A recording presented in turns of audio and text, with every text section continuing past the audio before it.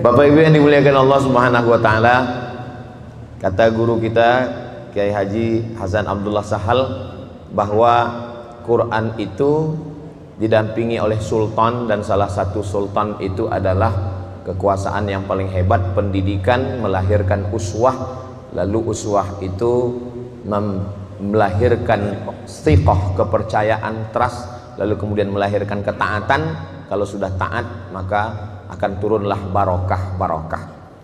Buktinya sekarang ada orang yang tidak bisa jadi uswah, kok bawahannya bisa taat? Berarti teori tadi bagaimana? Maka ketaatannya itu bukan dari hati, tapi karena takut diperiksa KPK.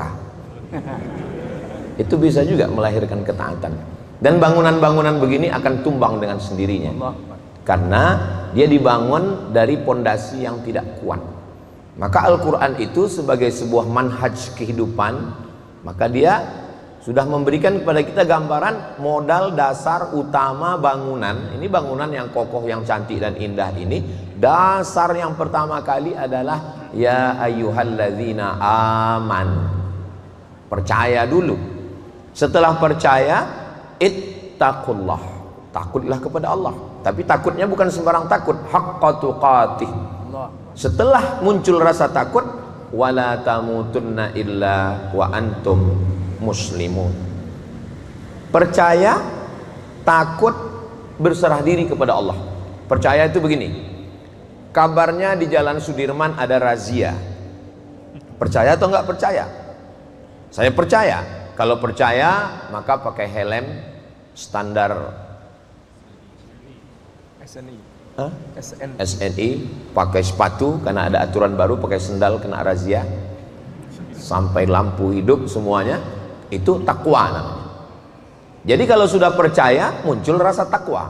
Jadi kalau kenapa orang tidak pakai helm, tidak peduli dengan sepatu, tidak peduli dengan lampu? Karena sebenarnya dalam hatinya iya kalau ada razia, kalau enggak percaya. Maka takwa dulu, setelah takwa barulah muncul iman, setelah iman baru muncul takwa, setelah takwa pakai helm, pakai sepatu, hidup lampu, muncullah rasa berserah. Wala tamutunna illa wa antum muslimun. Setelah sampai ke tempat itu, ternyata razia memang betul-betul ada, dan polisi nanya, waktu itu dia muslimun, Pak polisi mau diapain pun saya siap. STNK ada, pajak hidup, BPKB, sepatu ada, semua ada. Ternyata pemeriksaannya terlalu halus sampai tutup pentil lubang angin, lupanya lupa. Berarti kurang pada haqqa tuqatih. Kalau haqqa tuqatih itu seleksi semua. Setelah tiga ini ada pada diri seorang muslim, iman, takwa, wa antum muslimun, barulah person-person ini bisa wa'tasimu bihablillah. Jangan pernah cerita wa'tasimu bihablillah kalau personnya tidak diisi oleh iman, takwa, dan muslimun. Iman, takwa, muslimun, iman, takwa, muslimun, iman, takwa, muslimun, barulah kita bisa bicara satu meja wa'tasimu bihablillah. Kalau kita berada satu meja, dasarnya bukan iman, takwa, dan muslimun, itu hanya kepentingan sesaat. Ingat, pilkada sementara, bersaudara selamanya. Wa'tasimu itu baru bisa kalau person-person ini punya kesiapan mental yang ada di dalam.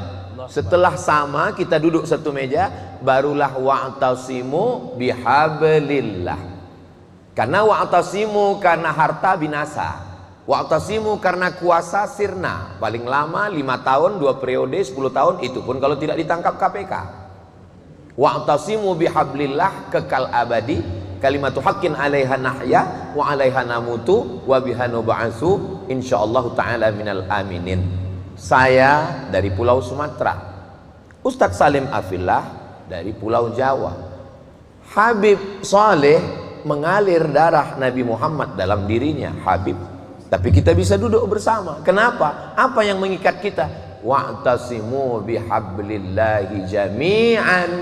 Tapi ayat di ujung wala tafarraqu. Kenapa? Karena orang yang sudah duduk bersama ini selalu ada gesekan-gesekan. Maka dipesankan, walaupun kamu sudah wa'tasimu, wala tafarraqu.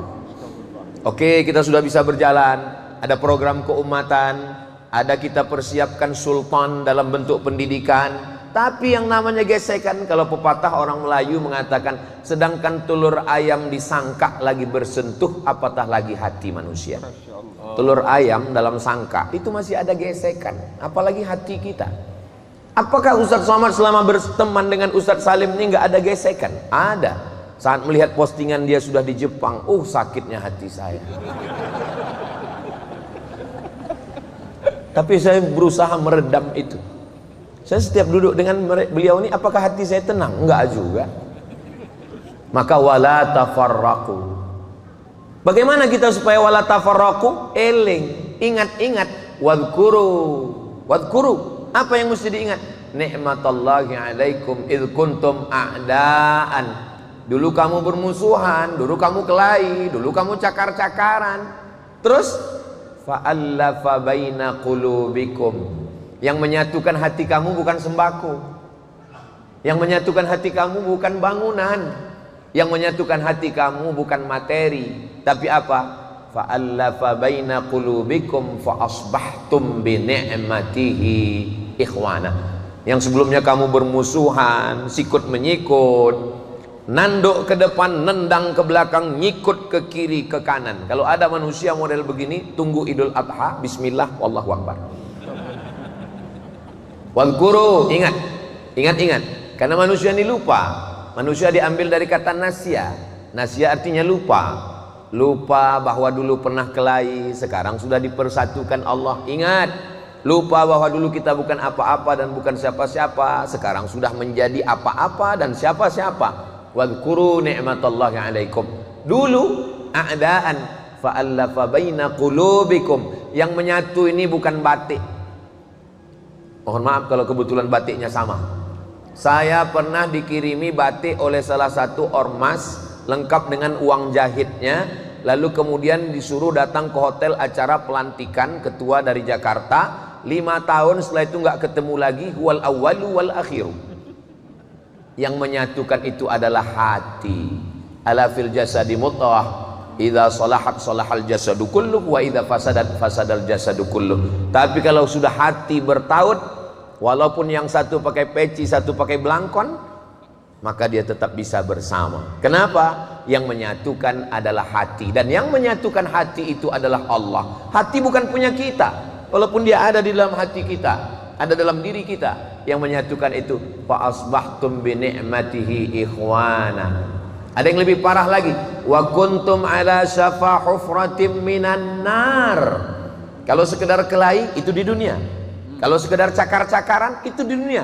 Ada yang lebih mengerikan, kamu pernah hampir kafir masuk neraka, fa anqadzakum minha. 2 kali diselamatkan Allah, diselamatkan di dunia, diselamatkan dari neraka. Kadzalika yubayyinullahu lakum ayat. Ini tanda-tanda kebesaran Allah. Allah ketika bercerita tentang tanda kebesaran, inna fi khalqis samawati wal ardi wa ikhtilafil laili wan nahari la ayat. Tapi ada makhluk yang kecil disebut ayat. Ternyata kita bisa duduk bersama, bisa membuat satu lembaga pendidikan sultan bernama Tarbiyah wa Ta'lim. Itu adalah ayat, tanda-tanda kebesaran Allah. Jangan sepelekan. Yang namanya kekuasaan itu langit. Kalau bola basket itu adalah matahari, maka bumi itu adalah kacang hijau. Begitulah bentuk skala perbandingan antara makhluk langit itu. Kalau matahari itu bola basket, bumi sebesar kacang hijau, lalu Abdul Somad itu sebesar apa?